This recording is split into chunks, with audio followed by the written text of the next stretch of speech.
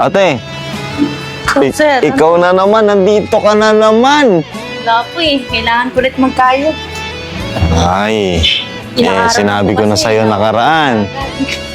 Ganon. At ilan ba yung anak na binubuhay mo? Dalawa po. Dalawa. Kasama yung pamangkin ko, 4. 4. Po. Ganon.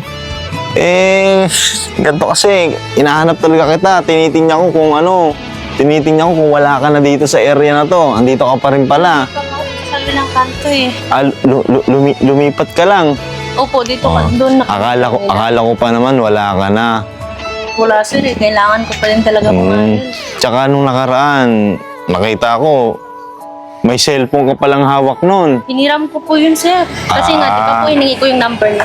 Yung sinasabi ko nga dun sa iniram mo lang yun. Sa kapatid ko po yun. Kasi sabi ko po, di ba, hiningi ko yung number niya. Pero asan na yung cellphone na binigay ko? Andyan. Lang po sa bag ko.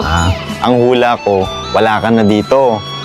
Ang hula ko, makakahanap ka ng trabaho. Pero hindi naman kita mapipilit eh. Hindi ko naman alam kung paano mo talaga kinakailangan yung budget sa araw-araw. Paano kasi sir, ito lang yung madaling trabaho. Dahil to kasi. Di ba sabi ko sa'yo nakaraan, Opo. bibigyan ka to ng cellphone. O, binigyan kita. At dun sa anak mo, pasensya ka na. Yun lang kasi kinayanan ko eh. Medyo mumurahin lang yun. Sir. O, ganito kasi. Dumating na kasi yung pumasok na kasi yung sahod dun sa sa mga nakaraan nating conversation. Bibigyan lang kita. Ha? Ano po yun sir? Hindi, hatian lang kita kasi gusto ko maging fair lang kasi may mga nagre-request na yung kita kahit pa paano, mabigyan ka rin. Okay lang ba? May bibigay lang ako sa'yo. Sige ha, diyan ka lang ha. Sige po. Ate, ha? Ayan ha. Wait lang. Ayan. Ito. Mga dilata. Ito naman mga